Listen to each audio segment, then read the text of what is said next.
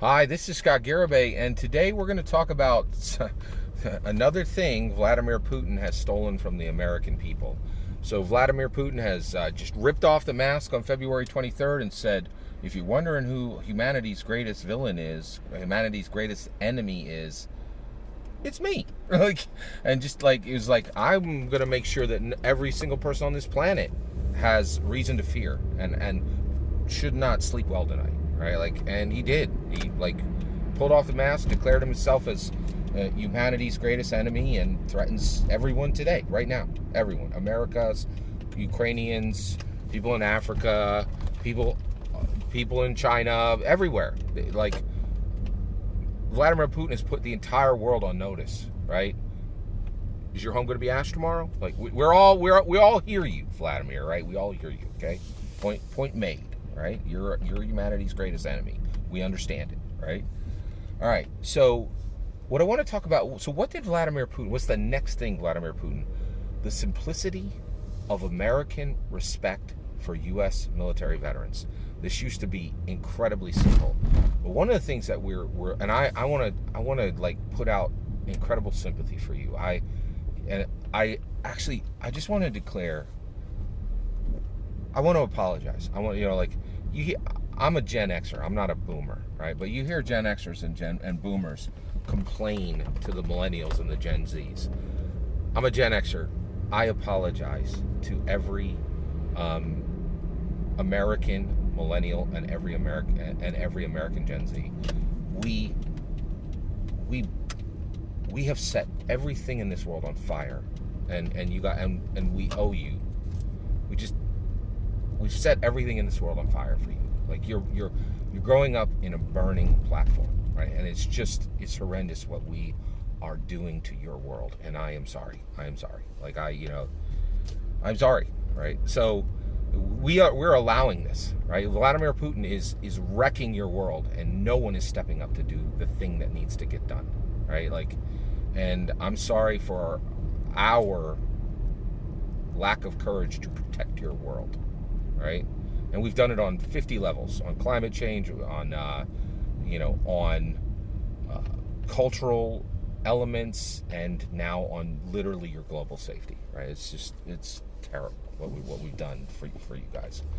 So here's the issue. Okay, we live in such a complicated world. Right, there used to be a respect economy in America, and it went like this. It was like fire people, police, U.S. military veteran, U.S. military combat veteran. That was the hierarchy of respect, right?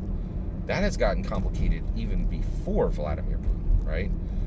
And the reason why is we were like, these people are heroes. Now we're like, fire people are definitely heroes. Policemen, there's an asterisk on that. There's an asterisk on that. Yeah, you might be a good one, but we've seen quite a few instances where there weren't good ones, right? So many that we're wondering, right? And these stories haven't been showing up for police departments, right? For police people, right? And then here's U.S.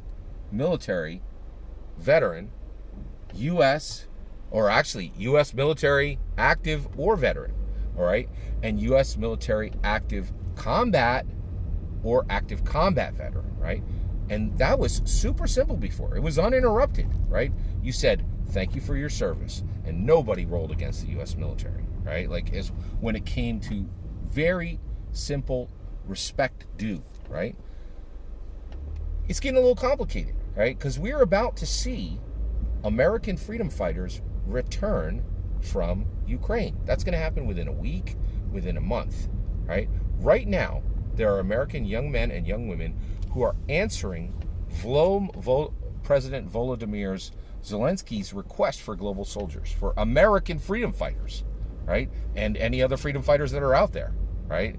But there are American freedom fighters, non-military trained, right? Who are going over there to fight right now to answer the real care request that Zelensky's saying. He's like, I'm out here in the field, man. I need actual freedom fighters, right? I don't need a sanction that excludes the most valuable assets of the nation that is under question. I don't need 2 toothless sanctions, right? That's not going to solve a thing in the world. I actually need real help. And there are American freedom fighters going right now who are not U.S. military veterans, right? So so 3 months from now, right, when you meet an American freedom fighter who fought in Ukraine and helped free Ukraine from tyranny, right, and took out tanks and did everything that was necessary on the ground, and is actually a American freedom fighter, combat veteran, who was never in the U.S. military, right? What do we say to the U.S., to the active U.S. military people, right, who were benched, right? They had every piece of equipment necessary. They had every piece of training necessary to stop Vladimir Putin in their tracks, but they sat on the couch because they didn't have the one thing they needed, which was the permission of their president, the permission of their chief, their commander-in-chief. Their commander-in-chief said, hey, you're an American freedom fighter. You sit on the couch. There's an American freedom fighter. She has zero military experience, but she went and she fought and she stopped Vladimir Putin.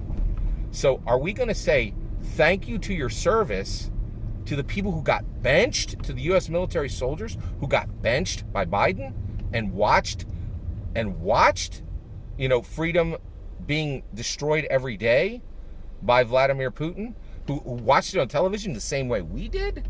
Or are we going to, are we going to say thank you for your service? We're definitely going to say thank you for your service. That's not going to stop, right? We're going to say thank you for your service, right?